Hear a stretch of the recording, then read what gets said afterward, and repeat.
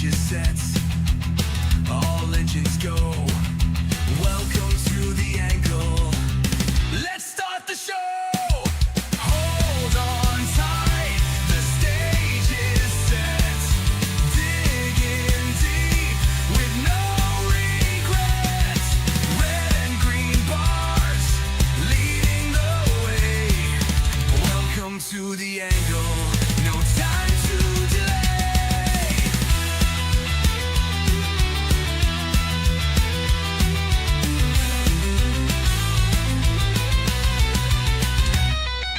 Markets rise and markets fall.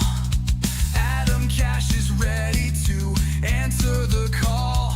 While the bulls charge hard and the bears dig deep, the angle will keep you on your feet. Hold on tight, the stage is set. Dig in deep with no regrets. Red and green bars leading the way. Welcome to the angle, no time to delay.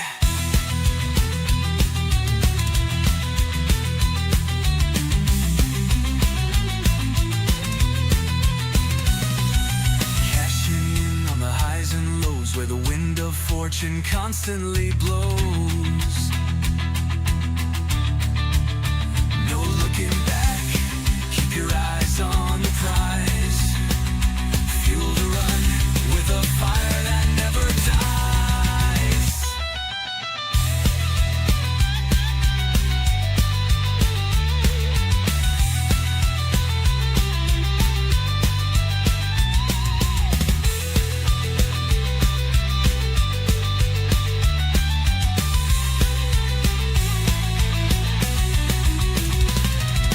Hold on tight, the stage is set. Dig in deep with no regrets. Red and green bars leading the way. Welcome to the angle, no time to delay.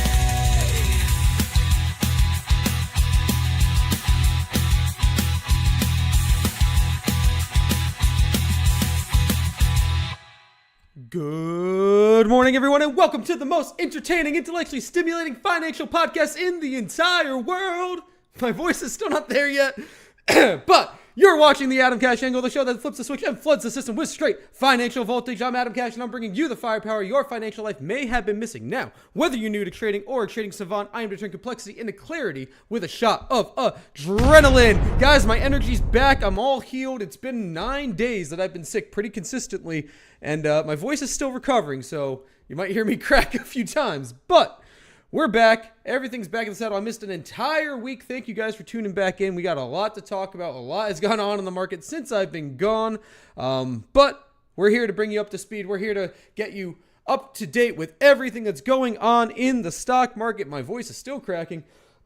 This is the first attempt I've made to try to actually enunciate and talk with some energy. And you got to bear with me a little bit. I'm doing my best. So, good morning to you guys in the chat. Good morning, Hatchet, Toby, Omar, and Negum. Hope you guys are all doing well. Thanks for tuning in this morning, and thank you for the welcome back messages as well.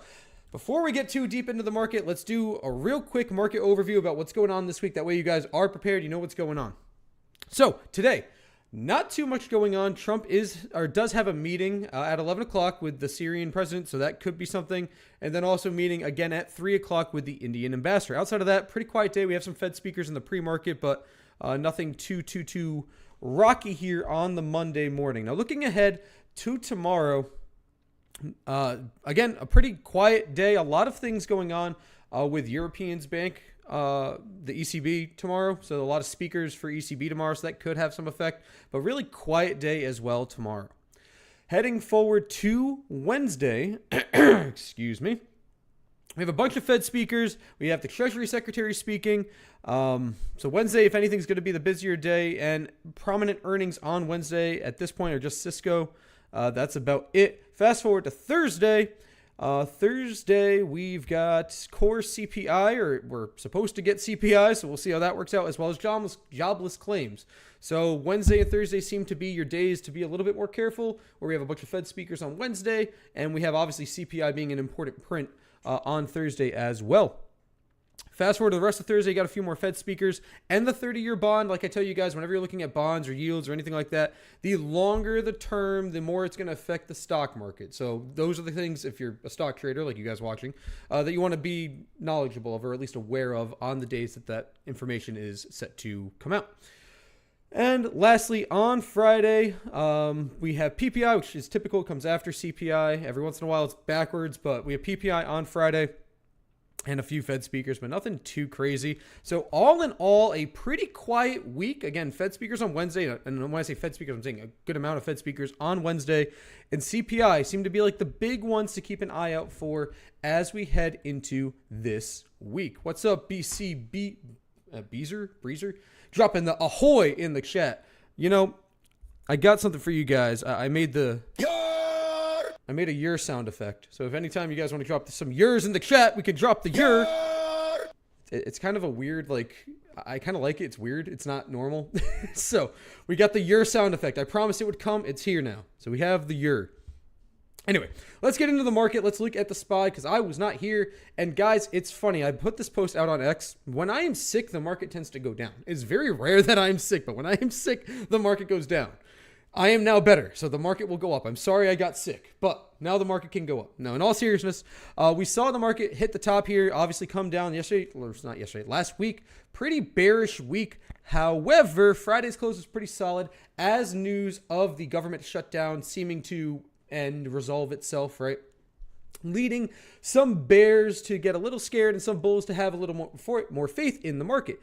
Aligning with that, we had the 50 MA on the SPY, that number as of last week, or looking at the daily chart at least, 66465. We came underneath that. We actually, as you can see on my chart here, as I erased all my lines momentarily, we wicked the POC on the SPY going all the way back for the last like 3-4 months or so, wicked that and closed above the 50 MA, which is exactly what you want to see if you are a bull. Right now in the pre-market, trading around 677, excuse me, 36. That puts us above all of our EMAs and MAs, which is beautiful. So this is a gap up we're going to really want to defend. Now, there's two scenarios that we could see it open. The first scenario is simply a gap and go. Hard rally, bulls kick it in. And realistically, if that happens, I think we're going to see around 682 today. So about 5 more points of upside on the SPY, believe it or not. Second outcome today that we could see is a little bit of a fade in the open, as we see some people take some profit, obviously, off of that Friday move, which is a pretty big move. If we're talking, bottom to the top here, if you got in on the low on Friday at 661, you're now up 16 points. Some people are going to take some profit. So there's a possibility we do see a sell-off in the open. If we do see that sell-off in the open, you're going to want to see this 21 EMA kind of act as support when we drop down and come back up. So the second scenario I'm looking at for today is to see 673.73 hold if we do see some bearishness into the open. If that level holds, that would be a spot that I'd be personally looking to go long if we do see that happen. So to be seen. But all in all, I would not be bearish. Let me make that abundantly clear. That doesn't mean it's a good opportunity to short by any means. Let me make something else abundantly clear. There are very few times, and for those of you that are in our Discord community over Exclusive Trading, if you want to check that out, feel free, links in the bio. But if you're in our community, you guys know I do something called Morning Thoughts. And in my Morning Thoughts message, I let the members of our community kind of let them know like what I think the market's going to do. It's like a weather report, so to speak, where I kind of let you know which way things are leaning, if you should be more risk on, risk off in this kind of environment. A lot of probably the last month, and if you guys are in the community, you can feel free to say it in the chat. The last month or so, I've been saying you might want to be more risk off, be a little bit more careful, pull back a little bit. I am now saying to be risk on. This is a kind of pull down I wanted, some sort of retracement here, like we kind of saw here. Assuming a lot of the bear catalysts will only resolve itself at this point in time, meaning the government should open back up, which is part of the reason why we got this rally. Tariff and trade news with China more than likely will resolve itself positively, not negatively at this juncture. And more than likely, the tariff news with the Supreme Court, at least in my opinion, is going to be a nothing burger. With that in mind, I would look for the market to continue to rally to the upside into the end of the year. And I still hold my 770 price target by Q2 next year, looking for a rally to start at least sometime pretty soon, honestly. And this could have been the bastion of that start. The drawdown to the 50 MA wicked the POC, so now we're sucking all that all that volume down here to now punch it to the upside, where people who are bearish can get out, people who want to be bullish or have been waiting on the sidelines can get in, and that's enough to spark a potential rally. Now, looking at the IWM as well, had a deeper, starker drawdown, but now you're at around 245 on IWM. That does put you above your POC, and it does put you at or around the 21 EMA. This is going to be a big trigger for me to see if we get an upside push continuation, the larger push, I should say, on the SPY. Lastly, the other one questionable piece we have is NVIDIA earnings. Now, even in the realm that NVIDIA reports poorly, which I don't think they will, and make that abundantly clear, or I shouldn't even say that. I should say in the realm that NVIDIA's earnings are perceived as bearish or perceived as negative for whatever reason. And let's say the worst case scenario, it drops 20%, right? Hard fall on NVIDIA. And I'm not saying that is going to happen. I'm just saying in the worst case scenario, a hard fall like 20% obviously could happen. Anything's possible. In that event, excuse me, NVIDIA will, again, drop 20%. Consequently, the SPY will probably drop 2% because NVIDIA is about like 10% of the SPY right now. So roughly 2% on the SPY. Even if that does happen, and again, that's in a vacuum, I would be willing to bet all the money from NVIDIA doesn't just sell and sit on the sidelines, but actually will just go into the other Mag 7 names that have already reported earnings that feel a little bit more safe than NVIDIA, at least at this juncture, if there is a bearish earnings report. Excuse me, guys. I'm doing my best, I promise. I really am. I wanted to do a show, so you're going to have to bear with me. I'm going to make my way through it the best I can. Excuse me. Last thing to watch today is volatility. Right now, the VIX is around 1834. Good God. Sorry, I know that's not good for your ears. I'm sorry. I might just have to mute myself continuously. So if you hear me go quiet, I'm muting myself. 1830 is a big level to watch on the VIX today. Keep an eye on that. You know what I'm going to do? I'm going to go grab a seltzer real quick before the market opens. So hang tight, guys. Let me go grab that, and I will be right back.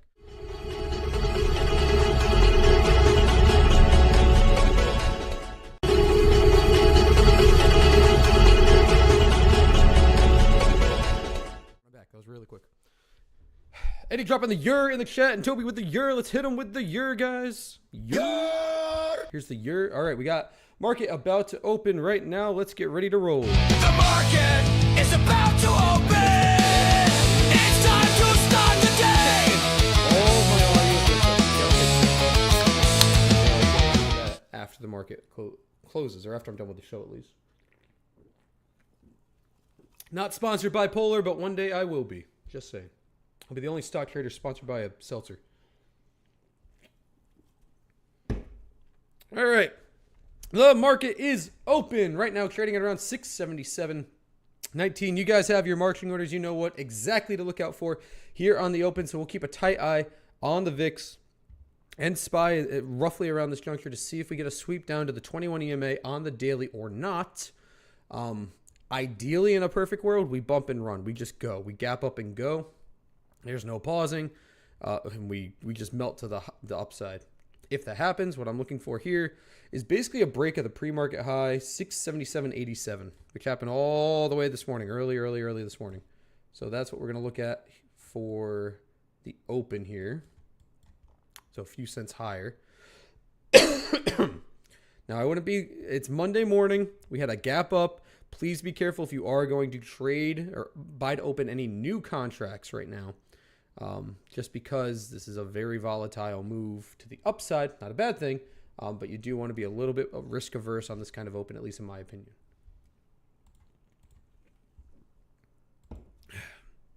Tap that pre-market high. Looking like we're trying to get a rally off to the upside at the moment. Just checking out all my other names, see if we're moving. A lot of movement this morning. So a lot of pretty good moves to keep an eye on as we are at the open. So far, rejecting that pre-market high at the moment. Nothing yet to see or to write home about just yet. Conversely, the Q's looking pretty solid. Similar price action here. Just looking at candlesticks up at 1.6%. So the leader over the three indexes. Right now, SPY is actually lagging behind both the Qs and IWM, which is interesting to see. IWM right now up at 244, 70. So this is, to be clear, really right around its 21 EMA on the daily. And its POC. You also have this this red star coming down from the upside here, so we could see a continued break and a bump and go here on small caps as well. I actually prefer a long on IWM over the other two indexes, and I think I've expressed that on this program in the past. Basically, like today's price action will give me a better idea if that's a viable trade or not. All right, so this is good to see. The VIX is sub 1830. So anything under 1830, I should say this carefully. The bias should be for the upside today. The market should want to go up. Crazy candles here on NVIDIA at the open, currently up about almost 4% back to 195. Interesting. Get my lines back on the chart. We got this 195.62 LOI on NVIDIA to the upside here. So you're going to want to keep a tight eye on that. Very, very tight price action here. So breaking that would obviously help the overall market push to the upside. Google getting a little bit of a sell-off, but obviously still gapping up along with everything else so far on today's session. Still looking pretty good, as I told you, and I'll continue to tell you guys, Google is your canary in the coal mine. As long as Google is fine, the Mag 7 will be fine. And that is going to continue to be the case probably until it at least hits 300. Microsoft has been kind of kicked in the teeth and is not showing as much strength as its Mag 7 peers. Currently sitting sub 500 and actually so far rejecting that whole psychological number of 500, kind of sitting around it right now. A little iffy. This daily chart doesn't inspire a ton of confidence. They reported earnings and just got shot down out of a cannon. And you saw similar price action last time they reported earnings. Gapped up, shot down. Here's earnings, gapped up, shot down. You're going to want to watch basically Friday's low, as it's also the low of this range that it's been trading in. This could be kind of like the letter M, right? Like some level of a double top and a break of the bottom here to sweep it down to this LOI at 464.79. So I'd conservatively lean more bearish on Microsoft at this current price. I wouldn't be an aggressive bull on Microsoft based on how it's currently trading. Meta, on the other hand, it's still a little weak. I'm actually contemplating opening a Meta long, depending on how this week works out. So we're gonna have to see. We're gonna wait and see. And as you guys watch the program, or if you're in our community, I'll let you guys know if I decide on that. I'm a little iffy on it. Some shares for sure. I think this is gonna hit $1,000 in next year for sure. So 40% upside from here. I think they have a lot of good things going for them.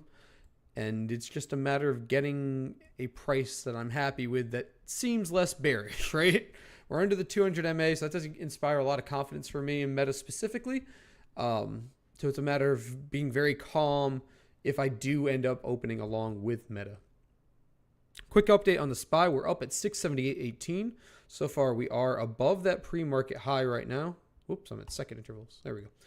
Nice little push here. Watch 678.47. That's this old LOI that I have on my chart here. So we'll see if we do, in fact, get that kind of bump and run price action that I'm theorizing, I should say, here into the open.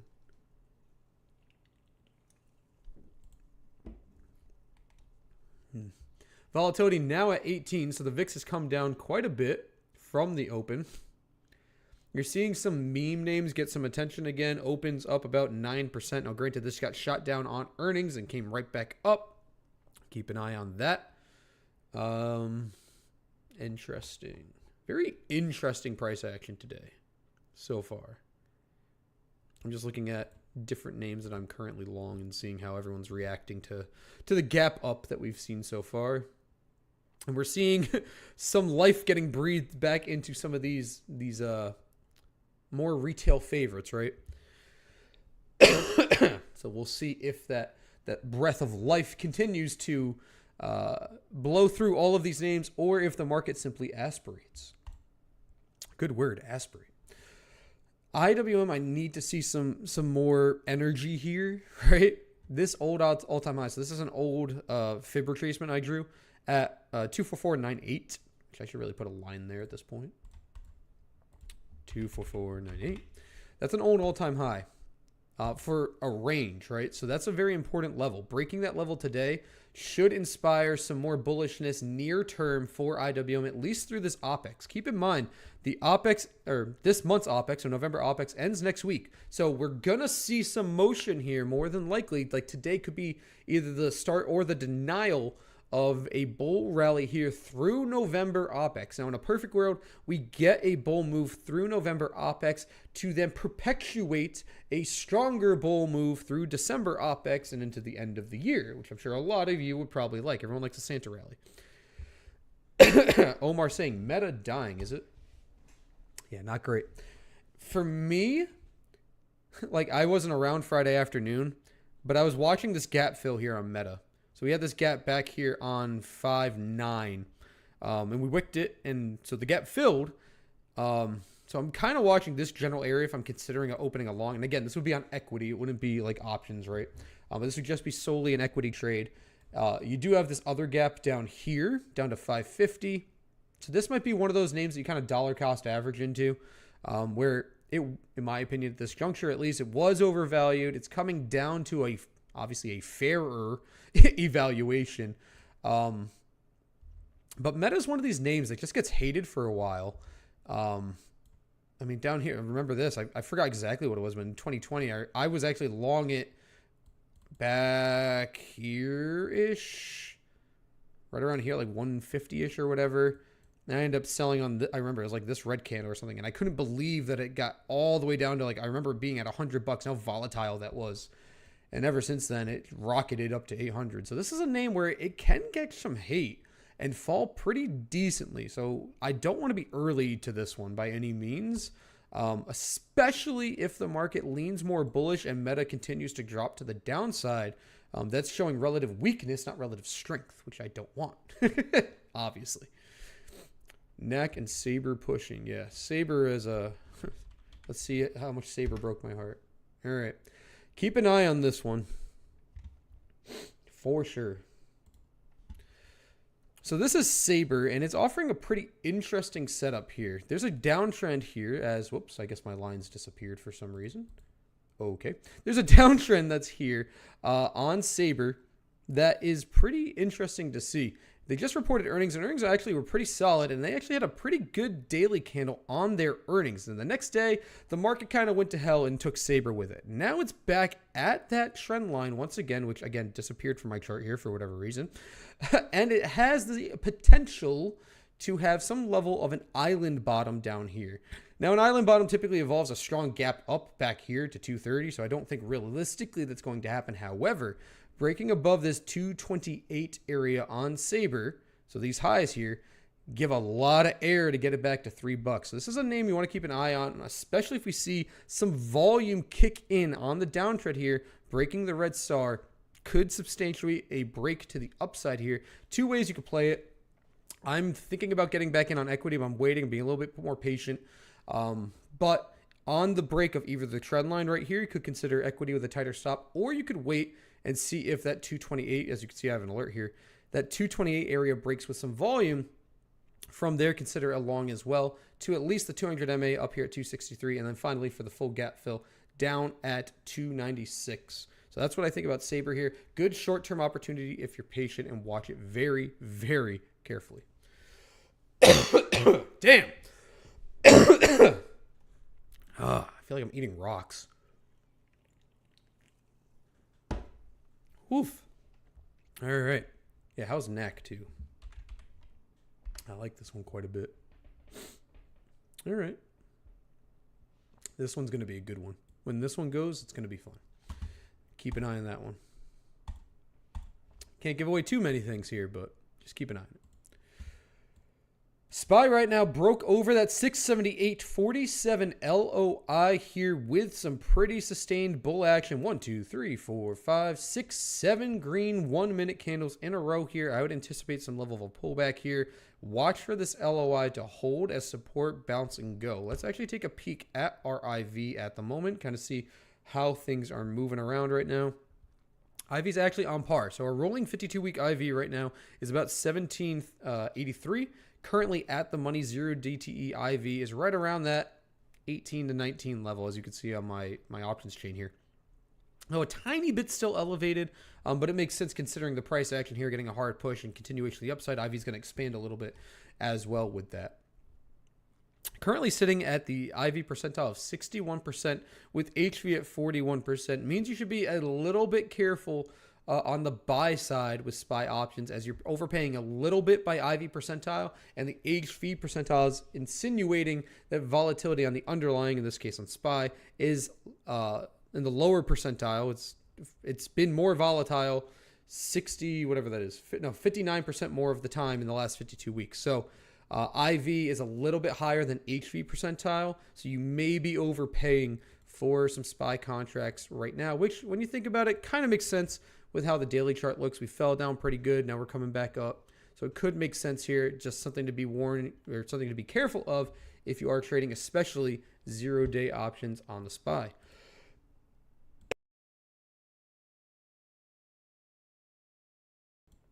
I can't believe that I'm still sick. This is crazy. Nuts. Anyway, let's look around at a few other names. Let's take a peek at Apple, because we haven't seen that in a little while. Very similar price action to Google. So let's compare it to Google here and just take a peek. Very, very similar price action to Google if you flip back and forth. Actually, I think I could do this now. Hold on. Let's see if I could do this. Google. Okay, it's not what I wanted. That is a comparison, but it's not what I wanted. Now I don't know how to get rid of it. Oh, well. Okay. Can I not get rid of that? All right, that's going to get annoying.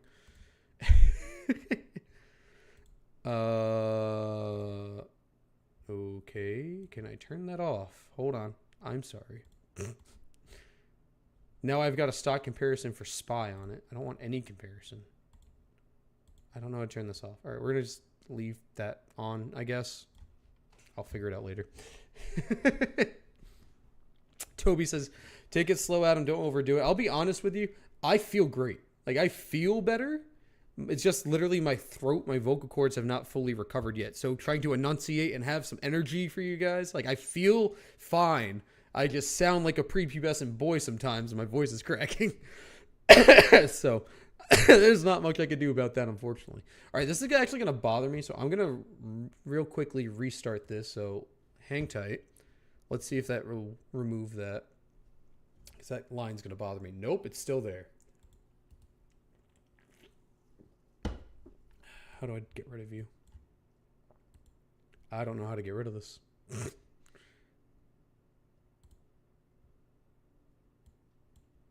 If anyone uses Webull, if you know how to get rid of the stock comparison tool, I would appreciate your commentary right now, because I don't know how to get rid of this and I don't like it. I really would like to get rid of this. I can't hide it. All right. I'm going to ignore it for the time being. We'll compare it with the Dow, I guess. Maybe we'll use it. We'll see. Anyway, market now at the highs. We did back test that level. God, it's going to piss me off. Double your creatine dose. Yeah, that'll make me feel better. I got to double my creatine and I got to start snorting some protein powder. I'll be right as rain real quick. Looking like we might get a little bit of price rejection here, potentially. What I'd look for here short term, another tap of this LOI would be preferred, and kind of shop here just for a little bit. 5-10 minutes before getting another push here to the upside, because so far this is looking pretty solid. IWM is at that all-time high here, so we could get that move here on IWM that I'm most interested in, as I said. 50 quintuple quintuple my creatine dose, and Toby says 50 grams of creatine daily. Yeah, I don't know. I think my kidneys would just shut down at that point. I think I'm going to open up a spread. I think we're going to open up a spread. I'm looking at a spread on IWM right now. IV percentile is in 68% with HV percentile at the 66%. Currently, IV on at least 0-day contracts is 26%. Rolling IV is 25%. So this indicates to me on all metrics that volatility for IWM is high. Consequently, if I'm looking to open a long position that is a spread on IWM, I want it to be a credit spread. So in this case, I'd look to shop for a put credit spread on IWM. How long do I want? For here, go to OPEX. Go to OPEX, 21st. There we go. So I do want to look at a put credit spread because right now people are overpaying for premiums. So the way you make money with any sort of credit spread is to have those premiums deplete. So I want people to overpay for my spread so I can capture as much money as possible. Now, the real question is, how risky do I feel? I might just simply go like around the money right now. Because right now, looking at the 21st of November, a put credit spread, a 245 long, 246 short, is trading at around 47 cents-ish, which is not bad. It's kind of like a 1-to-1. It's a little upside down, but that's okay.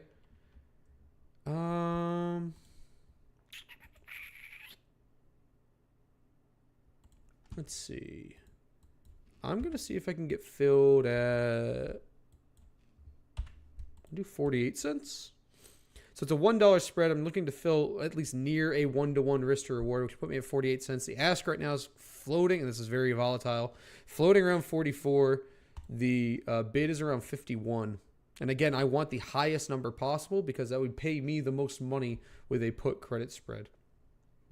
So I parked an order for 48 cents that just filled. Great. So I am now long. Let me type this all out. And for what it's worth, if you're in our seed decree program, that is something I'm alerting right now there. IWM 1121. Put credit spread. Buy to open BTO. Buying to open the 245. Put. Sell to open the 246. Put 0.48 credit.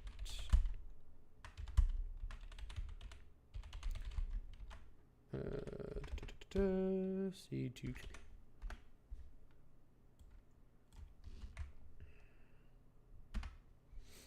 And let's see if I can fill some in my main account as well.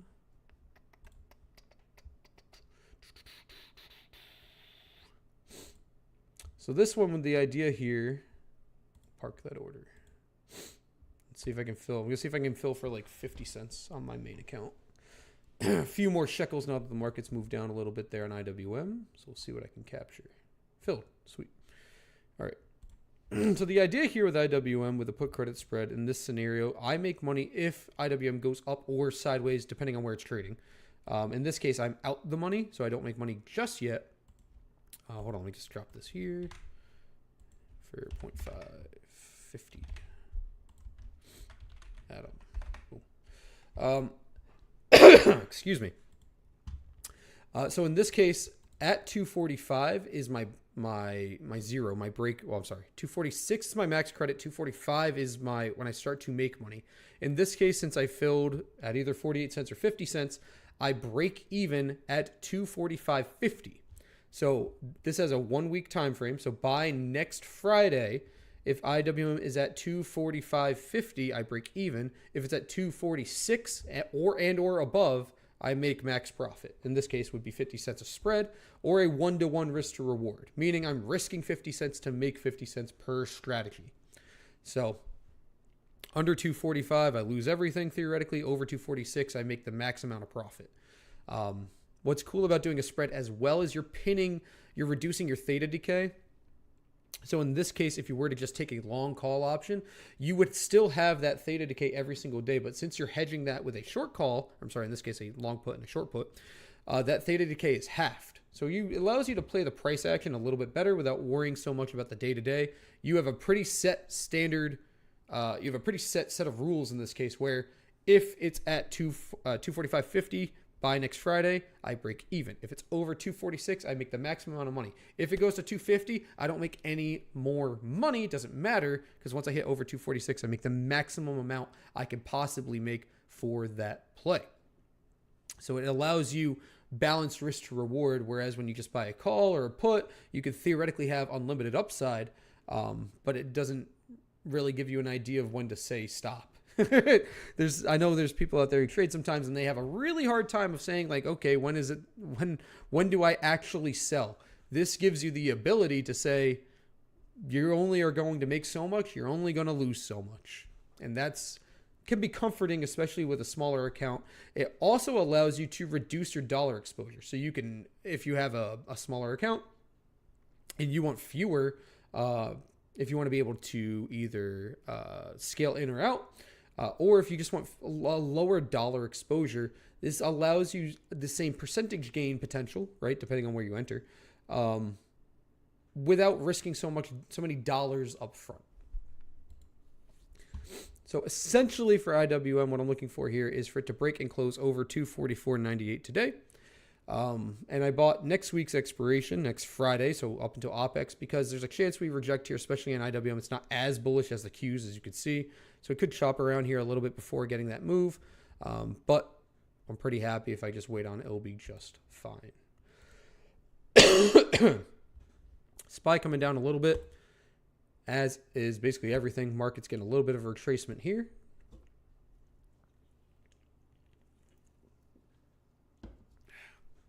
We'll see what happens momentarily. Depending on the next 3 to 5 minutes, I would contemplate a long on the market. We're at VWAP right now. I really hate this stupid line. I wish I could get rid of it. I don't know how to get rid of it. It's going to bother me. Oh, wait. Ah, I did it. Let's go. Yours in the chat. Very happy about that. Okay. I'm going to keep an eye on... I'm going to do some 1 DTEs just to hedge time a little bit. Keep an eye on the 681s for now.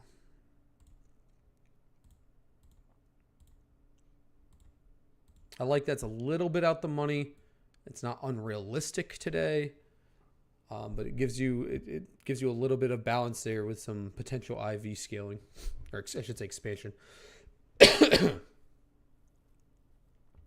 So if we float around VWAP here and we start to get a little bit of love here, then I'm going to look to enter those 681s for tomorrow.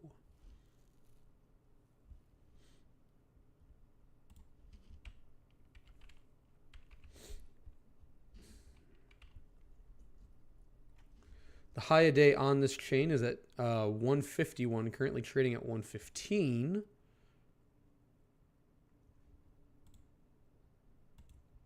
Okay, now it looks like the time I want to start scaling. All right. I'm going to slowly start dipping my toes in here around this 115 range. I'll probably buy in little tiny tranches of like 2 to 5. Yeah, I'm going to take it a little slow here. Okay. Grabbed a few more.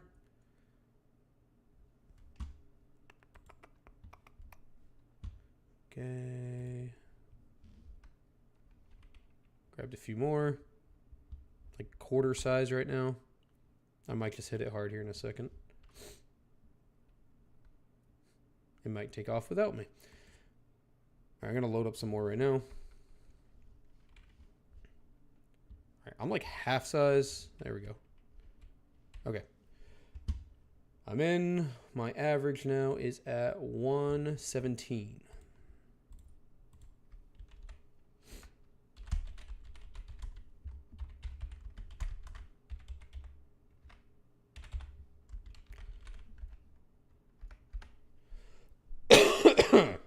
see how that fares.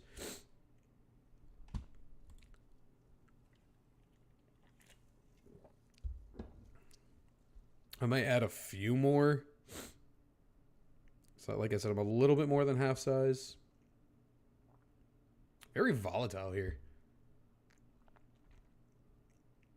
Contracts got all the way up to 121. Like I said, I have a 117 average, so I'm a little on the high end.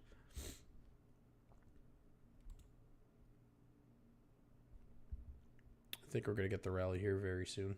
Especially if bulls can hang on to this LOI here, we're going to get a nice push. Eddie said, what did I just hear? Had to pull my phone out of my pocket to see if I was tripping. Eddie, I made this just for you, my man. Yar! That's the yer.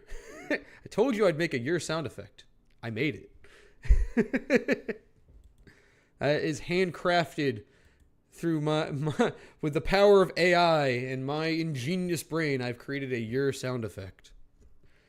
It's very interesting. I can't here one more time. Yar! It's like a. He's got a nice little roll of the R there at the end.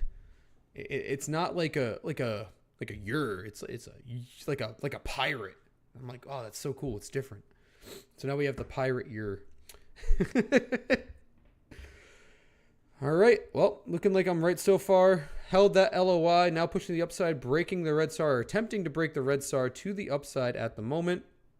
His contracts are now up at 124. So even with a little bit of a sloppy entry, we're still doing pretty good. C for a push here and a continuation to high a day. Breaking high a day with volume would be very chef's kiss. We will wait and see. At that point, I'd look at high a day to potentially trim some out and watch the volume here very closely. We came down. We have our MACD starting to round out here and start to push to the upside. So we should get a continued push here if the volume supports the move. Toby says it sounds like Crump's doing the year. I should have him. I should ask if he could do it for me and I could record it and I could use that. He would, right? He would. It'd be funny. Man, I've already like shot through that seltzer. That's crazy. The vocal cords need lubrication to have the energy. Good little wick here on the SPY.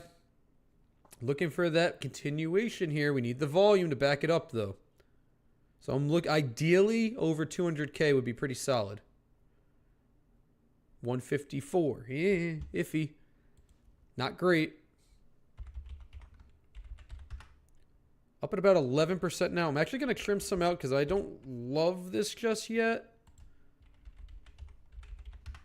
All right, trim some for 12%.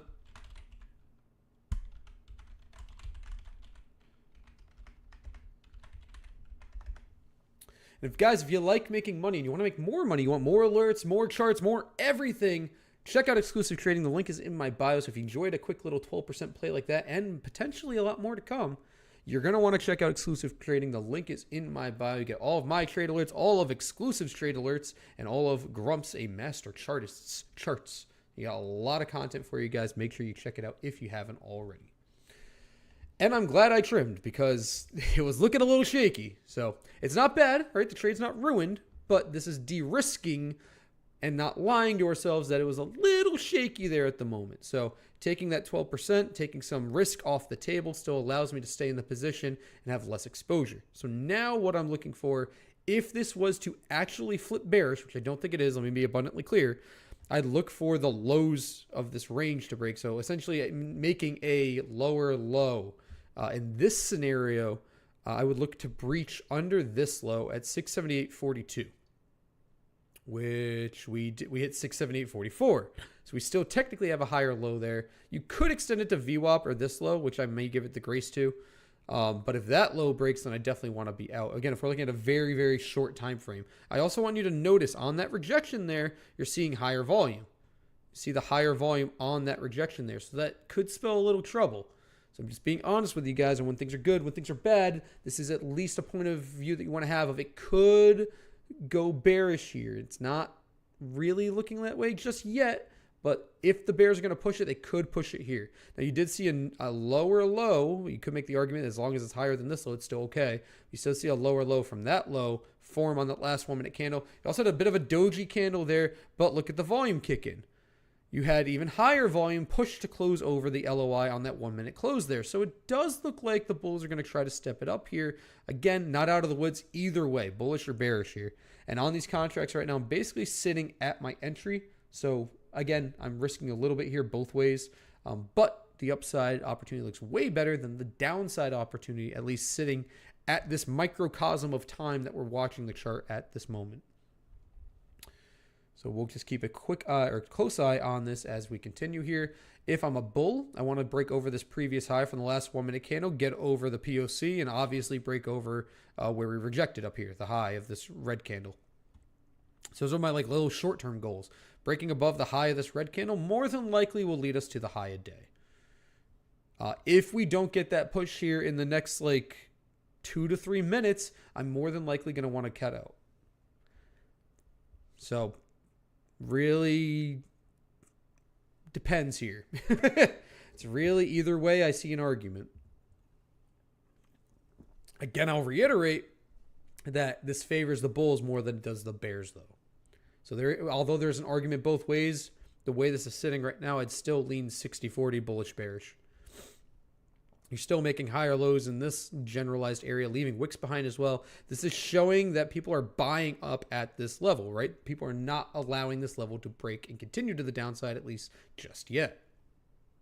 So we're keeping a tight eye on this right now and see where it goes from there. Again, those contracts are still right around my entry, so nothing too crazy there. On that push, the Qs actually made a new high a day. So tech is pretty bullish, up almost 2% for the Qs. Pretty sizable push. IWM is definitely the weakness right now. However, I do anticipate this to turn around and rally before the end of the day. Obviously, I have an open position. But again, there's a reason why I also took a spread. There's a chance that it could go down because this is a big level here, this 24498. However, breaking this 24498 should lead to a strong rally to the upside. So what I'd look to do here, I'd keep my spread, obviously. If and when we get a break at this level, I could also add calls to my position there and push for even more bullish position, play the calls for the momentum trade above this area, and still kind of have the spread as like the safe bet, so to speak. So that's kind of how I'm sitting and how I'm observing how IWM is currently trading. Don't love that wick. So we'll see. Like I said, you got about like 1 or 2 minutes here on the SPY. If we don't see a push to the upside here, I'm going to want to cut out just from a risk standpoint. We need to see some level of a substantiated move here with some volume as well. So we need to see some volume kick in on this and push it. It's looking pretty good though, because it's looking like we're consolidating above, which is important, above this key LOI. If we were consolidating beneath it, that'd lean more bearish. We're still holding above it, which makes me want to be patient and wait, because this is a key area of support and resistance. Being above that key area, and the longer we wait, the more favorable it actually is for the bulls here, as this MACD starts to round out and continue to the upside, and as this allows this RSI to cool off just a bit, but still maintaining bull momentum to, again, the upside. And as I talk sweet nothings and good positive words about the SPY, we're getting a nice little green candle here. If we get a rejection of this high, so the high of 679.04, that's also going to be a sign for me to cut and run, or at least put a stop loss on. So if we get a double top in this range, then I want to tighten up very fast. So those are all the things I'm looking at here. Actually, it says, I know you don't like shapes, but a pennant is forming. Yes. The reason why, so let me be very specific, because you'll see me, sometimes I do draw shapes, right? The reason I don't like shapes is I think it leads to a bias. When you draw out a bull flag or a bear flag, I think it leads you to a bias to not just look at the candles and the volume. And so not looking at just what the candles look like and the volume looks like, but because it's forming a bull flag or forming a bear flag, oh, it's making a shape, it can lead you to bias yourself and stay in a position longer than looking at the specific candles and how they're behaving with volume. Now, if you're controlled enough where you can actually do that and draw shapes, then good. But especially for me, from a teaching standpoint, and I'm showing you guys what I'm looking at specifically, I'm very apprehensive to draw shapes on my chart for that reason, because people go, wait, but this is a bull flag and it went down, or wait, this is a bear flag and it went up. I'd rather really hone in and focus on how the candles look, what they signify with volume to give you a better inkling of how to trade. Because at the end of the day, all you really need ultimately are these candle shapes and volume, ultimately, because that tells you where people are buying and where people are selling. And from that, you can determine where support resistances are, where opportunities lie in general on all time frames, which is why I focus on that so hard, because that is what is a repeatable process you could do instead of drawing, oh, this is a double pentagram, devil's kiss, butterfly. Clearly, we're going to expand on the third Elliott wave to Mars. Like, what? Stop. I hate that. Toby says, we know you're afraid of geometry. You don't need to get defensive. We can help you. It's not so much the shapes, right? It's what's behind the shapes when people don't take in all the information. That's the issue. It's a very specific gripe. It's not just cut and dry. It's very specific. All right, so remember what I said earlier, guys? If we get up to this high of this candle, so it's right here, and I'll put a line on the chart just to help you guys out, visualize. What is that? 67904. So it's the high of that candle. We'll make it red, like I like to do for you guys. Make it nice and thick so everyone can see it. There you go. If we fail to break this area on this attempt, so as we try to push up here, if it cannot break and sustain over this area, especially if it leaves a wick, I'm going to want to tighten up risk immediately. Put a stop loss on right away and let whatever happen, or cut out and leave in profit, depending on your risk personally. I would personally put a stop loss at break even because I'm not losing any money. I'm not making any money. But the opportunity is still there, right? But you may be a little bit more risk averse than me, at which point I would heavily suggest you consider a full exit if we fail this area. Now, if we break this area, very likely we break high day and get a nice little rally, which would be great. So, two schools of thought here, but things to consider with your trading personally, as your risk may not be the same as my risk. So we'll see if this gets any love here in a moment. Let me just pull up my other screen here. Wow, what a volatile day. Very volatile. I'm just looking across the board at some things I'm long and short on, and very, very volatile. Ooh. Interesting. I'm going to have to look at that later. Interesting. All right, SPY. We're back at it. Let's see what we got. We're above the POC here. We're leaving these wicks on the last 1, 2, 3, 4, 5, 6 candles. I don't love that. All right, I'm cutting right now.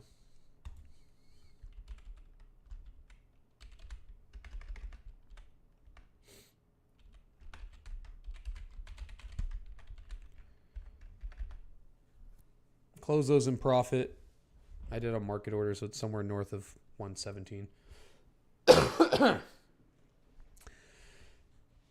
And now we've left 1, 2, 3, 4, 5 wicks. We could be putting in a lower high, at least right here. This is very indecisive to me. I don't even want long or short exposure here. Because I'm not long, that doesn't mean I want to be short. It just means I don't want exposure right now. If we come back down and chill down here again above this LOI, then I might consider going long again. They could have wicked me out on that. That's okay. It is what it is. But the risk to reward here is not fantastic. I may get back in right now if we see some good volume, though. I'm not afraid to buy back higher if it looks good.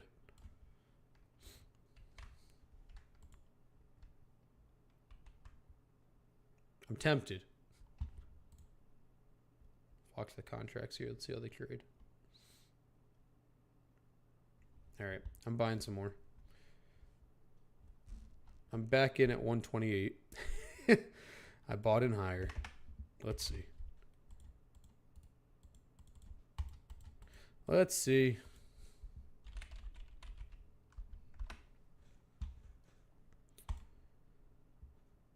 So now if we don't break this here, then I'm going to want to cut out again. We pushed above it. So we'll see. It's rare that I buy in higher. So when I buy in higher, I could have got wicked out here. So I'm seeing if the move continues here. If not, I can close and take either a small win, small loss, whatever it is. But this is the moment of truth. Good volume on that candle too. Broke the red SAR here, so if there's a move, it's now.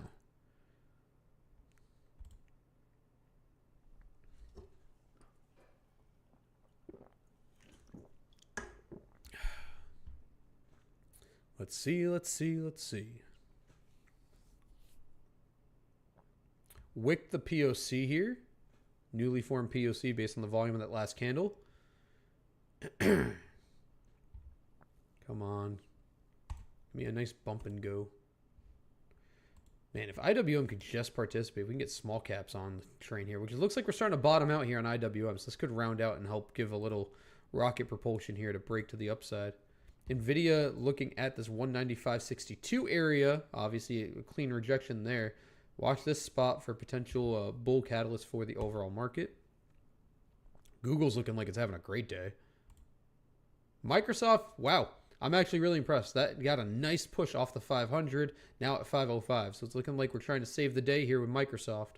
Decent daily candle here as well. Watch basically where it is, 505.70. Very close. Looking really good. All right, here's SPY. Watch high a day. About 7 cents off a high a day.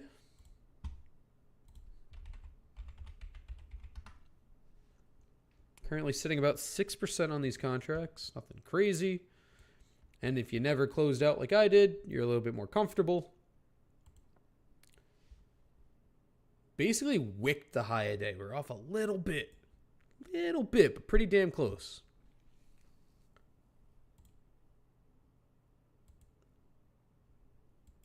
What's the IV on these? Let's keep an eye on the IV. Right now, only 13.6 on the 681s. So we might see a little bit of IV expansion if we can get a bump and run here.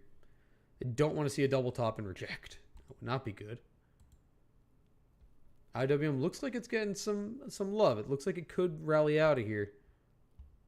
Look at NVIDIA. Push up and reject again at that 195.62. This is why I want to give you guys a very specific level. You can look at it in real time. You don't have to believe me. You could look at it right now. We tapped it here on the 10 o'clock candle. Off by a penny there. You came up again here around 10:06, 10:07, and then again the last minute or two. So this is now the third tap of this level. As these levels tap, they tend to get weaker. So when you're above them, or when they're above you, it's a period of resistance, right? Potential resistance. When you test and test and test, think of it like you're banging down a door with a whatever, anything. One of those door things that the cops use. You can tell me in the chat what that's called. I don't know. With the big metal things that you swing. You hit the door once, it gets weaker. You hit it again, it gets a little weaker. You hit it again, it gets a little weaker. A little weaker, a little weaker, a little weaker, and then it breaks. Same rules apply here when you continuously test the area, especially if you continue to make higher lows.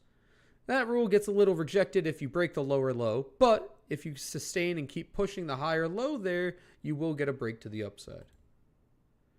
Harsh rejection here on SPY. I am now underwater on my contracts, but we'll see what happens here. Ooh, IWM got hit there too. I like NVIDIA though. We're forming these wicks here.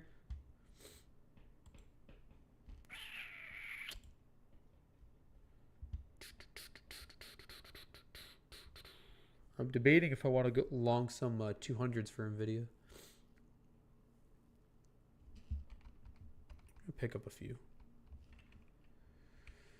Alrighty, I am now long the 200s for NVIDIA at a 209 average.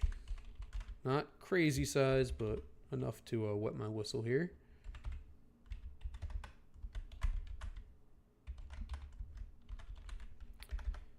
And don't forget, if you want all of my trade alerts, all of my charts, all of my thoughts, all my everything, check out exclusive trading links in my bio. Feel free to pop in and check that out at your leisure. Until then, you can hang out with me here and we'll see what we can do. A lot of volume in this range now. Quite a lot. This is going to be a pretty decent break here. We've now consolidated in this range from 9:45 till now. So you're talking about 30 minutes of consolidation, essentially. And there could be an argument to be made that there's some level of a I don't want to say flat top breakout because that's not necessarily what it is, but we continuously are making overall higher lows. The trend continues to push up and hit its head on this red line here over and over and over again.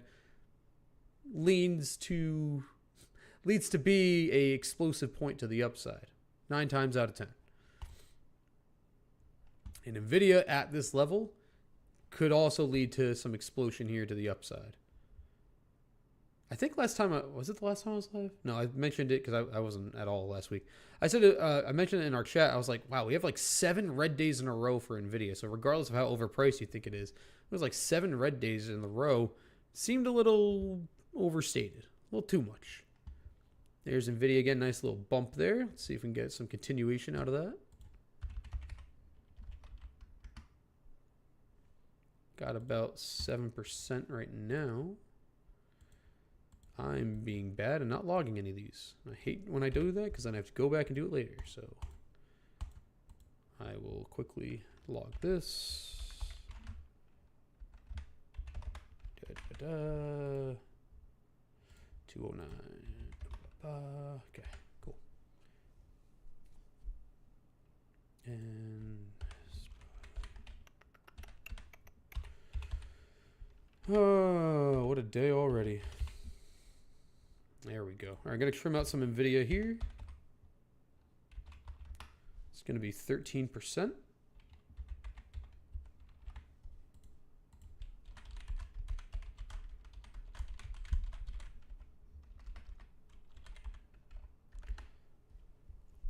Nice little baby double-digit gains today. Not bad. Nothing too crazy, but pretty good. Pretty steady. Love to see some level of continuation here. Look at the volume on that break. Solid volume on that breakout. Now looking at the daily chart on Nvidia specifically, you're probably going to... We could probably get to like 197.6 today, realistically. So another $1.50-ish or so is in the realm of possibilities. It's realistic, right? It's not like super, super, super lofty because even though we are up 4% in the intraday session... here, let's actually see what we are. Where is it? There it is. So from the low to the high, we're only up 1.2%.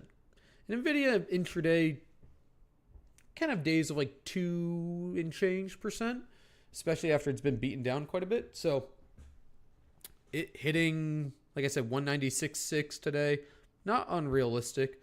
These contracts currently have a delta of 35 cents.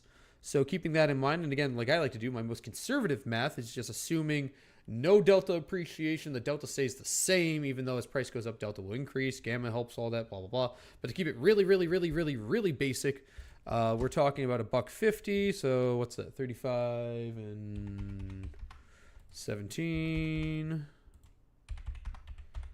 52, 209 plus 52 is 261. So most conservative metric, if we hit that price target, in the most conservative metric, those contracts would be worth at least 25% gain. In the most conservative metric, again, only no delta appreciation, assuming delta stays flat, which it won't, assuming gamma has no role, which it does, assuming IV has no role, which it does. Those contracts should trade around 261 at least. So we'll keep a tight eye on that.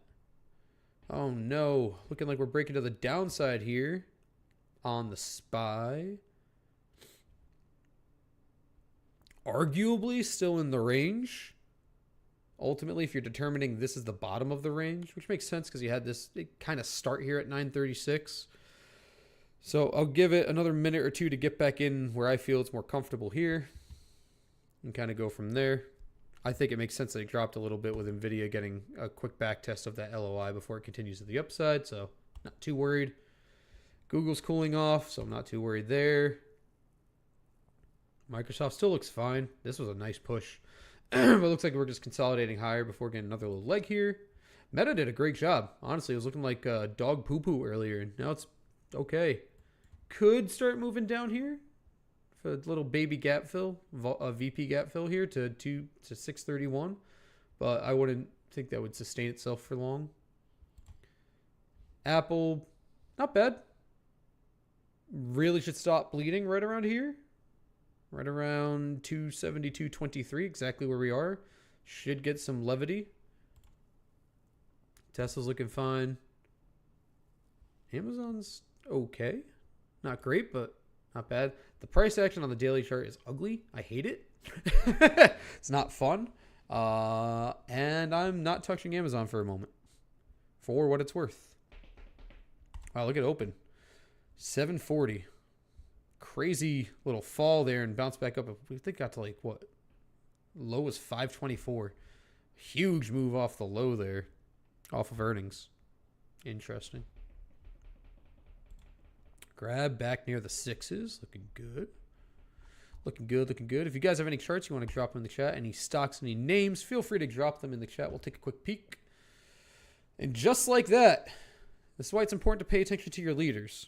So although SPY in a vacuum look gross here, right, on that little fall, in a vacuum, it looks gross. But when we look at NVIDIA, which again is like 10% of the SPY, it getting a break makes a lot of sense for it to come back and back test that key level before continuing to the upside. So getting this kind of move does make sense when 10% of the entire stock market is this price action, right? So it makes a lot of sense.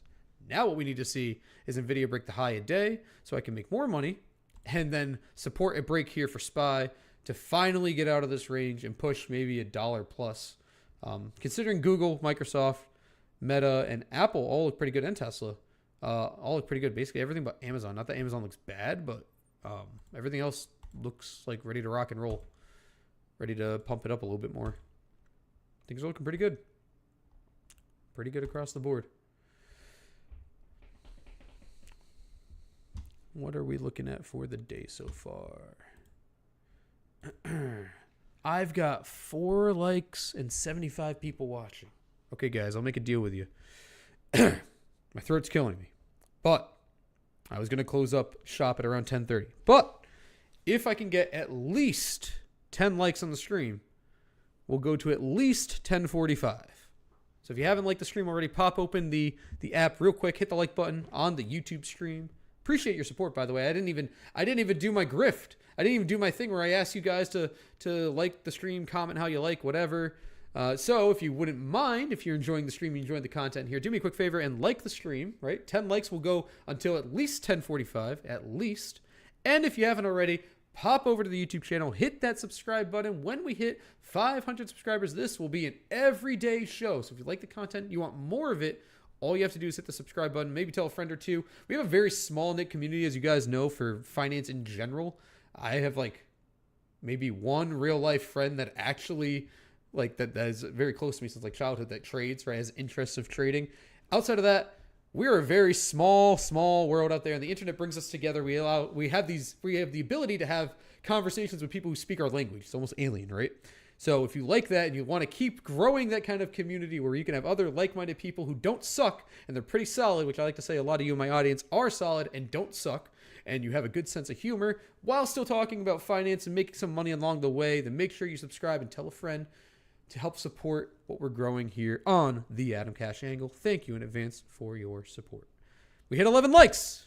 Let's go. Drop some yours in the chat. That's kind of quiet. I got to turn up the volume on that, but drop some yours in the chat.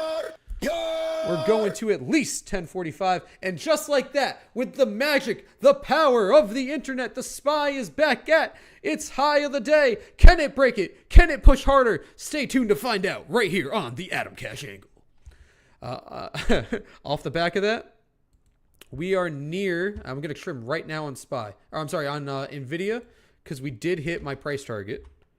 My conservative price target, which is at 260 range. So we did hit that. So I'm going to trim some out here right now. Oops. Why did I type 209?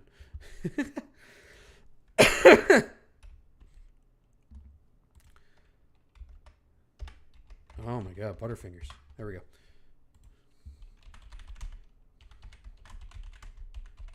That's 24% on NVIDIA. Oh, I cannot type, scream, and cough at the same time.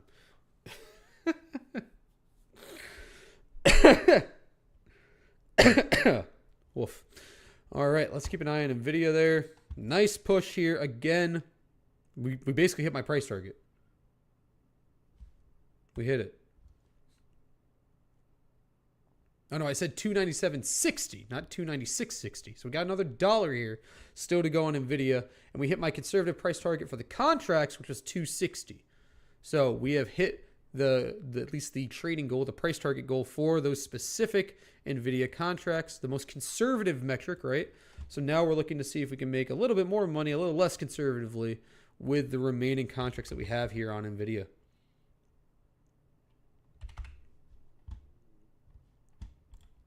Full transparency, that SPY call is still underwater. I re-entered at 128, currently at 126, so still a little red on those. But obviously with Nvidia getting a hard push here, we've now let a triple top here, essentially on the market. Something's got to give here very soon. I would not be betting short. That's just me.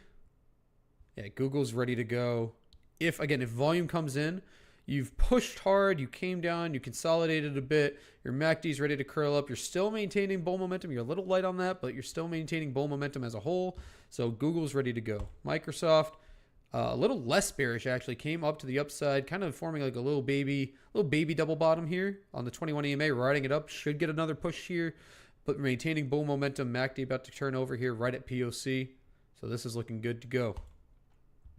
Meta, again, could sweep about $2 to $3 and fill this VP gap here back to POC, but then look for a bounce. So this one is a little iffy. Again, looking at the whole market, Apple really shouldn't be going much lower. It really should be this little zone from open. This really should act as some level of support to get a little bit of push here on Apple. Tesla had a nice little push there, and this is like, I guess, worst case scenario for Amazon here. Just totally melting down. It's getting a little, I don't like saying the word oversold to the 200 MA here. So we should see some sort of reaction down here. So all in all, the market is ready to push for the upside. It just needs a little kick in the ass, essentially. We're right there. It just needs a little kick. And we're going. And that lines up with what SPY looks like right now, right? We've built this long consolidation now for almost an hour, this zone, and we're banging our head at the ceiling. Like I said before, we're hitting the head over and over and over, and it only lasts so long before you break and push. All right, the seltzer has been consumed, so now we can push.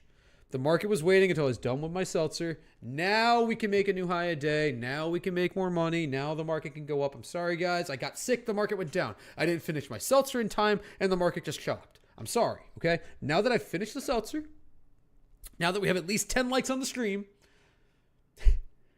and now that I'm no longer sick for the most part, now the stock market can rally. I apologize. Now we can go up. We did make a new high on that little wick there. 679.22.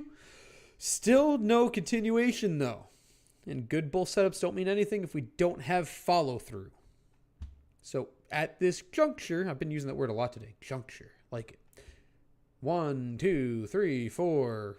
Above this red line, we have not really had a. Actually, have we'd had 1, 2 candles close above this red line. If we can't, pretty soon, if we can't sustain a close like 2 to 3 candles here, not asking for much, but a few more closes above this red line here, then it could sour on us. But I'm willing to stick with my guns here and wait. We have the VIX under 1830. We are also looking at our other mag names. Nvidia should still continue the upside here, should trend. Google's ready to reverse, like I said. Microsoft should get some level of reversal here to the upside. Meta's the only one that's questionable, but even if it does sweep down, it won't be very much. Apple should also catch some support here. Tesla should kind of trend here to the upside a bit. And Amazon should catch a bounce here. It did not. It knifed through its 200 MA so far, so that's not good. But overall, looking at other Mag 7 names, because obviously that impacts the market, it's like 30% of the SPY. Things lean more bullish than bearish, or the opportunity, I should say, relies more on the bulls than the bears. Marcel says they should have been a Celsius. Look, I have my 200 milligrams of caffeine before I go to the gym in the morning. I don't need another 200. We're good. I typically have enough energy and hype uncaffeinated. So caffeinated, I have a little bit more energy and hype. If you want to double up that caffeine, I'm just going to be bouncing off the walls insane. Let's not do that. Bad idea. Would not be a happy camper. Let's see if anything else is happening across the board. Refresh that. Refresh that. Ugh. Some of the rallies have been sold off a bit on some names. Other ones are holding up. It's very interesting. It's a little mixed bag. Like I said to you guys, I believe last time I was live, whenever that was, I have a pretty decent mix of like small, mid, large, and mega in my portfolio. And it's cool to have that because, especially on the things that you're bullish on, right? Equity, that you're bullish on, because it kind of gives you a quick snapshot of, if you trade a certain way, how your setups are performing across different sectors, across different market caps. And when not everything's pushing up, or when you're seeing some weakness in one place and strength in others, it can open the door to different opportunities, which I'm seeing today is interesting, that certain things are pushing to the upside that I didn't really think would, and other ones are moving down. It's a little bit of a mixed bag. Overall, a lot of things are still green because a lot of things gapped up. So I'm talking mainly from the open, what the trend has been. So there is a little bit of, what's the word I want to look for? Almost decoupling for some of these positions, where some of the small and mid cap names are catching some positivity and some are actually not. So that's interesting to see. Here's NVIDIA looking like we're going to push that high again. Let's get these contracts over $3. I'd be pretty happy with that. I'll probably go runner size if we, because I got 70 cents here realistically, right? I said 197.70. So if I can get over $3 on those NVIDIA contracts, I could probably go runners, slap a stop loss on, and let whatever happen. That would give me almost a 50% gain. Pretty solid. So we'll wait and see. Also, if you're in a smaller account, you can also put a stop loss on right now. There's no shame in your game. We now built a decent little buffer here because I got in at 209. They're now at 275, so there's a good little amount of buffer there. And you could also move your stop loss on or up as you go, which is also an option I recommend for a lot of people, or I suggest you consider. For a lot of people, just moving that stop loss up as you make money. That way you're not losing any money. If it knifes, it falls down. You're just moving the point in which you're exiting the trade, so to speak, up with you. All right, SPY. We got at least 10 more minutes on the program. So I'd love to see SPY just break and melt to the upside here before we wrap things up. Because the market tends to do this thing too. If you haven't noticed, when I'm live, it likes to wait until I'm not live and then make the cool move. So sometimes the market likes to troll me. And I would prefer today does not troll me. Omar said brokerage app decided to take a poop before I entered NVIDIA and SPY though.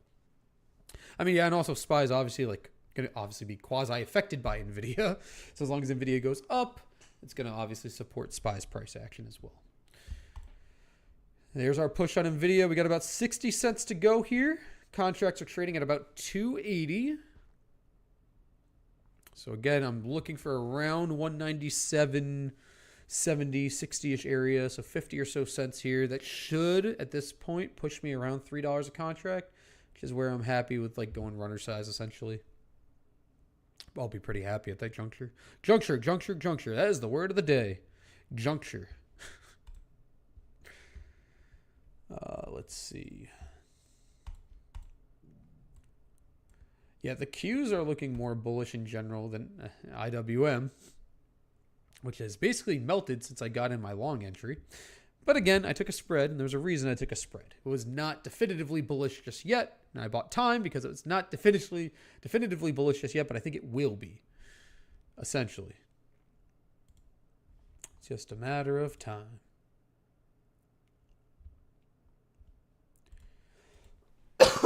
Excuse me. Let's keep an eye on that NVIDIA. Now, if we look like we're going to start petering out here in the next minute or two, then I'm also going to want to go runner size. But as I say that, we're getting a little bit of a push. Almost 290. A little bit more. We are 30 cents away from my price target. Come on. All right, we are almost there. Get ready. Here it is. Boom.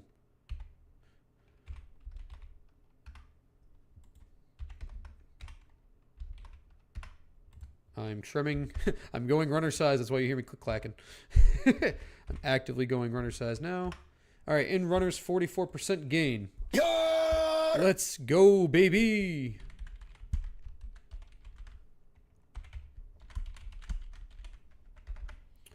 Drop some yours in the chat, mateys. Ooh, there we go. There we go. Get a little pirate love. Drop some yours in the chat, mateys. We've got a catchphrase. I don't really want it to be my catchphrase, but we'll rock with it. I like it. It was something organic that we did here. Really, it's all thanks to Eddie. Eddie came in every morning, dropping the year. Fun fact, the reason why I'm Atomcash the Seal is before I joined exclusive trading, I had my own trading community. And I had someone who constantly came in and asked when to seal something. SEEL. So I lovingly mocked him repeatedly for saying that he always wanted to seal instead of sell. He kept always consistently saying seal, SEEL. So, which isn't SEAL, I know, but he consistently said, when do I seal? When do I seal? I'm like, I'm not going to tell you when to seal. I can't tell you when to seal. It's illegal. I can't tell you when you should or shouldn't seal. So eventually turned into a meme and I adopted it as my little caricature. So now I am a anthropomorphic seal that trades stocks. Gotta love it. I'm surprised no one commented on these. I think the AI vignettes of my return on X were so cool. I was so happy with that. I've slowly mastered the art of AI. It's getting better. But I made beautiful Sora vignettes of my return as an anthropomorphic seal to this program after being sick. I'm very proud of myself for that. Just saying. You think using AI is easy. It's not sometimes. Sometimes using AI is very hard. Oh, SPY, why are we dropping? Who's taking a poo-poo? Well, there's your meta sweep. Like I said, there's a good chance to fill that VP gap. Now, right here, you meta bulls should look for a bounce. Apple shouldn't be trading down this far. Like, it should quick V bottom here and get back up. Toby said it's getting more cringe every time. Love it. No love lost for Amazon, though. Tap 251 has dropped $4 from the high a day. That's a nutty move on Amazon. So I said this daily chart is dangerous on Amazon. This could go either way. There's no rhyme or reason here. Very gappy. For a mega cap, that's very wild price action. Not great. It's going to cause some turbulence here with SPY. But I guess I'll remain a little bit more patient. Now on the 5 minute, we're actually going to probably push more bearish here now. So if we break the low of the range, which would be this candle here, then I'm more than likely going to want to take my L. Now it is for tomorrow, so I could have some more time if I want to be patient. And like I said, a lot of the Mag 7 names do look okay. They don't look bad, honestly. It seems like there's just a lot of slow selling, as I call it. Plotting is the word I use. P-L-O, two O's? Or, no, two D's. P-L-O-D-D-I-G-I-N-G. A lot of plotting price action. Very slow. Moving down ever so slowly. And then eventually goes whoop and pops to the upside. It's kind of what I think we're seeing right now is a lot of just slow falling down. And I don't short moves like that ever when I see price action like that. And my volatility is still under 1830. I'd rather it stays under 1808, but VIX is still under 1830. So this really should still support a bull move to the upside overall. I think if I'm patient on it, I'll get at least 160 on those SPY contracts. if I'm patient. I don't really see the sell-off in the Mag 7 names from the opening rally to stick. It's one of my favorite words to say in general. Marubozu. It's fun to say.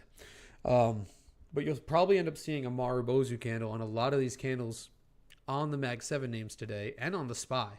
I think you're going to get a Marubozu candle on the SPY to around 680, 681, 682. Somewhere in that neighborhood north of 680 today. I think is a realistic possibility. So I might be a little bit more patient here than I normally otherwise would be. But it's not without good reason. The market may be waiting on Congress to reopen. What's the deal with that? My brain was in a blender the last week, and I missed bits and pieces of things. Can someone bring me up to speed? I know we have the Supreme Court talking about how we might negate the tariffs or whatever and force all the tariffs to get paid back. I'm aware of that. I'm also aware of the government shutdown thing, obviously. Does someone have what's on the next precipice of things? I've been having a hard time trying to catch back up. Are we waiting? Because you're alluding to waiting for Congress to reopen. Are we waiting for more government shutdown talk? Because last I knew, we're looking like we're pretty good on that front. I don't know the official word. Toby says, bro, I'm just as confused. Toby, you don't live here, man. You're allowed to be confused. You're not in the States. I'm pretty sure you're not in the States. So you're allowed to be confused. Don't worry about it. Let us Americans handle it. We'll handle the confusion. It's our country. Court decision won't be for a few weeks, right? Okay.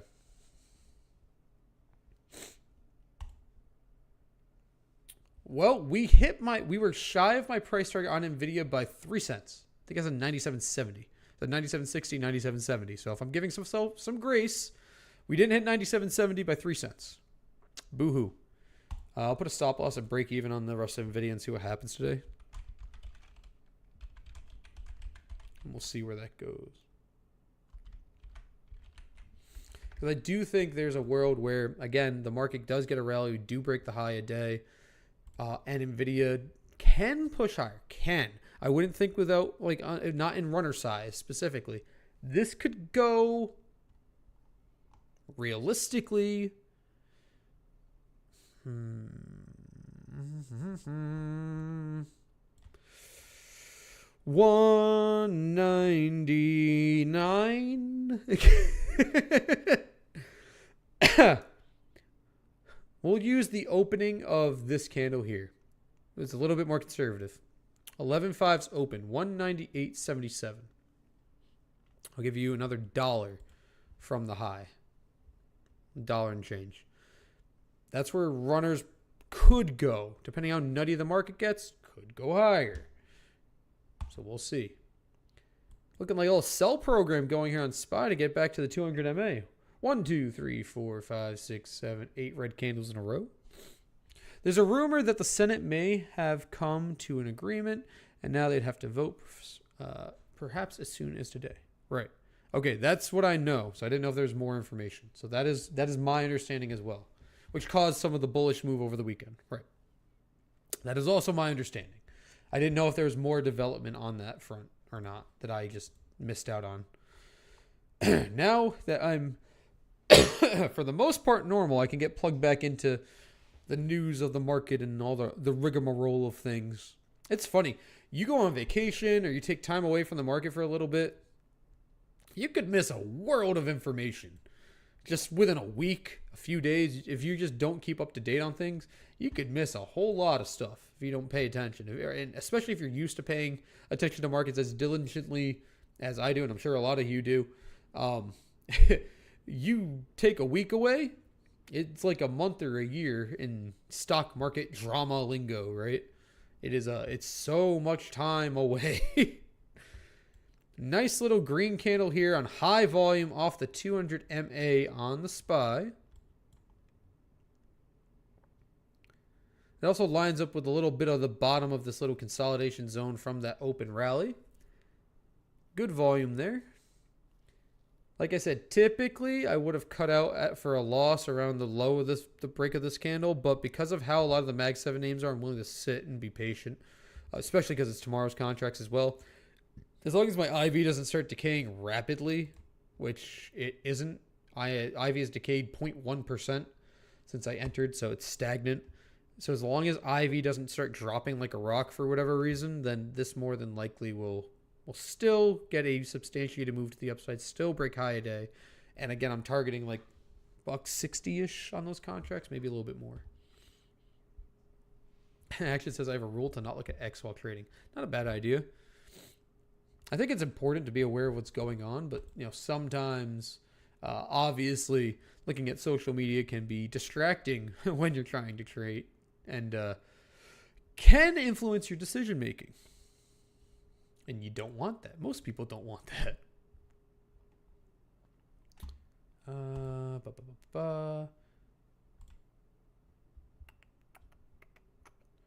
If you missed out and if you still like that IWM trade, those contracts are now sitting at, let's take a peek, hold on, because they have come down, or, how do I phrase this?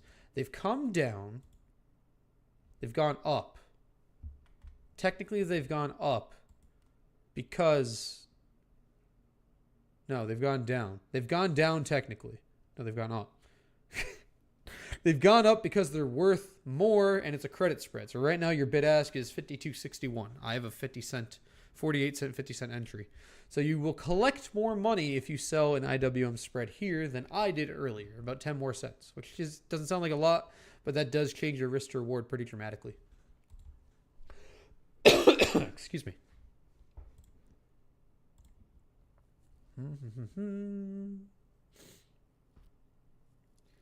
See what else is going on here. Not too much. Looks like everything's kind of waiting for something to happen. I'm just skimming over a few things. Looks like the market's just kind of like waiting for something to happen here pretty soon. Feels like it's pausing. SPY testing the 200 MA once again.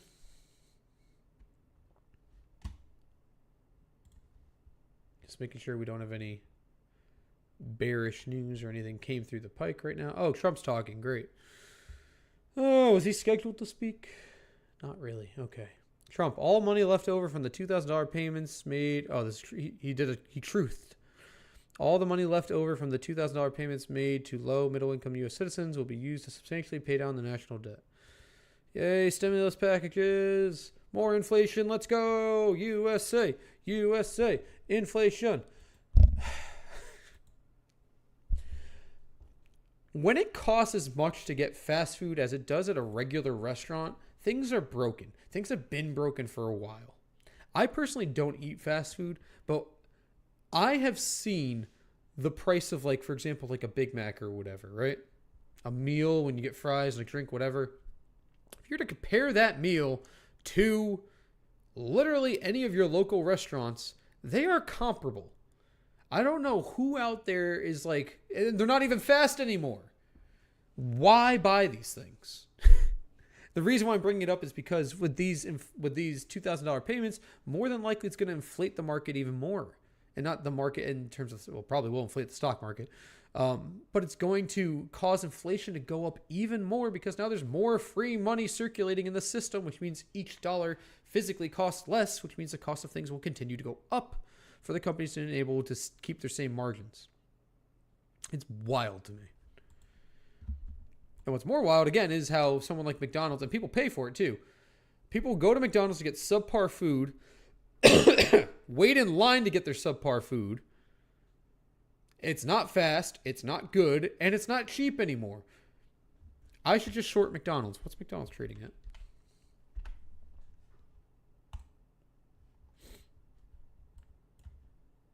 McDonald's is trading at $300. They're also a real estate company more than they're a fast food joint. I like want to short McDonald's out of principle. Crazy. Maybe one day I will. I'll have the big short. It will be called the big short, the big mac and fries short. Yeah, that rolls off the tongue and it's real clever.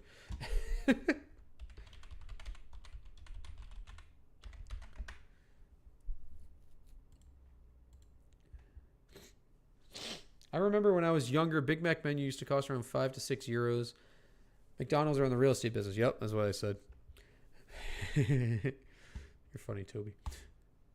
I remember when they had a dollar menu. Remember that? I'm old enough to remember the dollar menu. Okay, did we get bad news? Did something happen?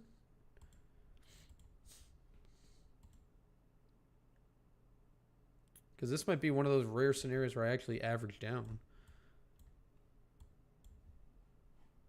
I don't see anything, unless it's Trump's tweet.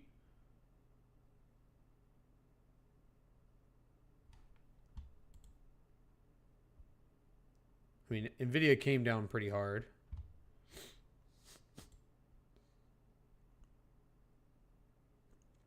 Back at VWAP and back to this LOI.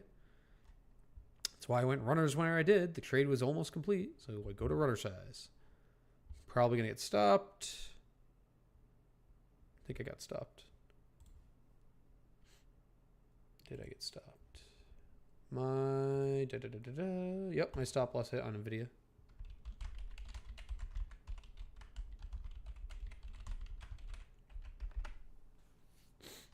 So now we're holding a nice little bag on SPY at the moment, which is okay. Did anyone see any news? I don't see any news on my news aggregator. That would cause that kind of a sharp little dump there. Let me see if I'm missing something here. I'm sure someone said something somewhere.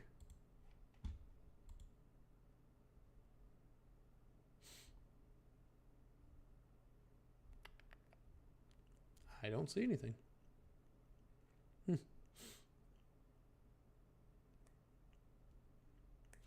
mean, it makes sense. Again, when I was looking at the 5 minute and I said, sat up here and the 5 minute's probably going to go bearish. I didn't expect this.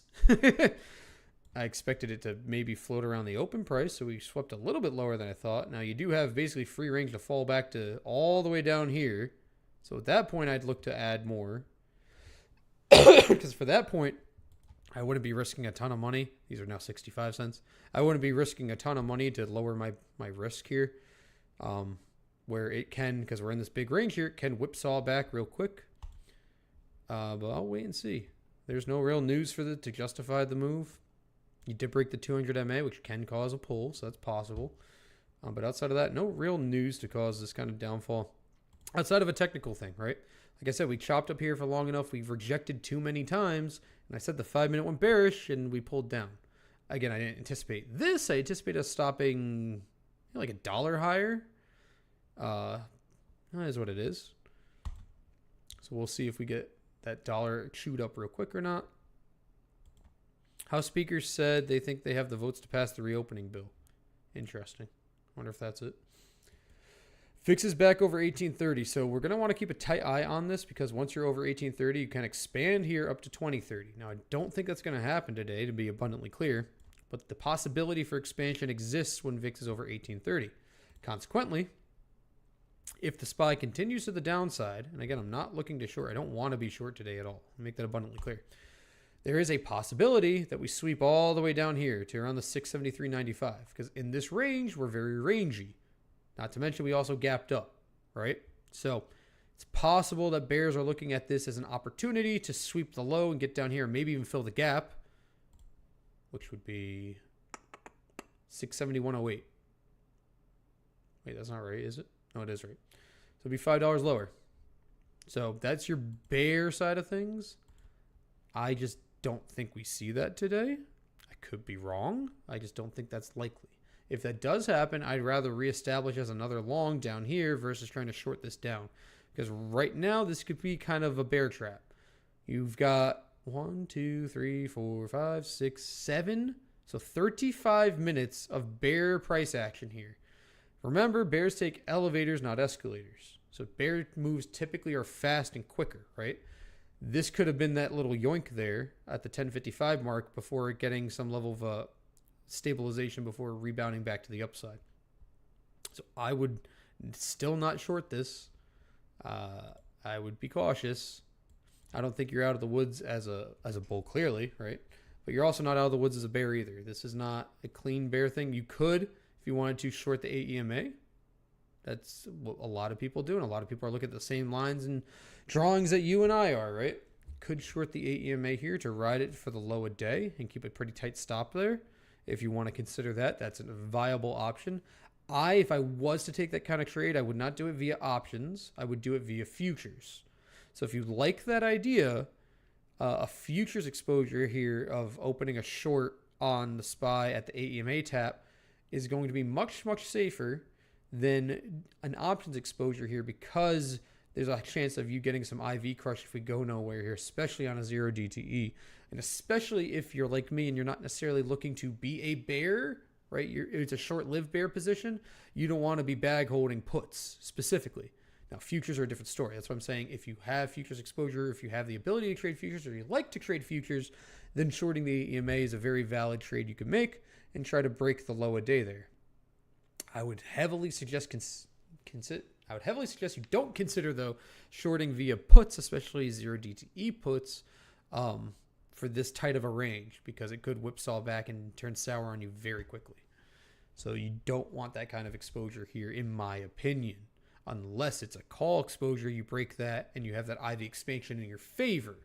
That would be the only thing I would look for as a bull. But as a bear, I wouldn't touch it with the puts. IWM got all the way down to basically my worst case scenario on the day. We tapped the 242.39 LOY. So we'll see how and if we get a reaction down here at that point in time. Really shouldn't be. I mean, you almost filled the gap, the after hours gap, right? So at that point, actually, I'd prefer if IWM swept a little bit lower. Might as well tap the 200 MA. That fills your after hours gap. That actually will fill your gap as well on the chart. 241.6, right? 241.66, 241. Yeah, 200 MA would be around there too. So even a little bit lower wouldn't be actually bearish. It'd be more bullish. You take all those potential bear catalysts on IWM. Actually, I kind of want to open directional calls for IWM as I'm talking about it. I'm going to leave you guys with this, and I'm going to go grab some food.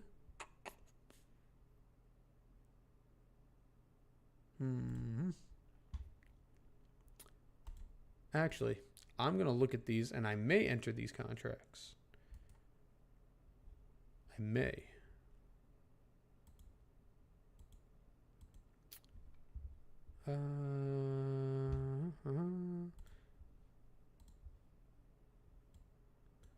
I guess here we'll do this.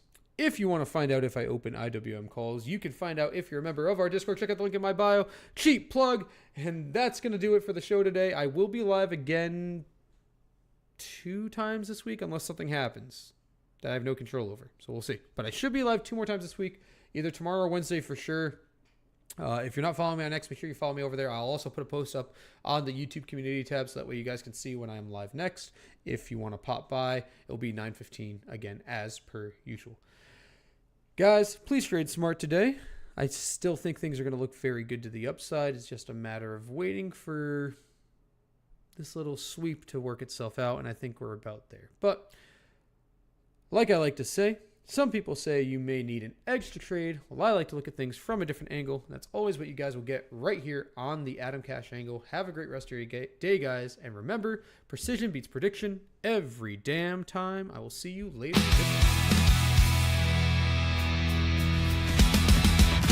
The time has passed, and that's a wrap.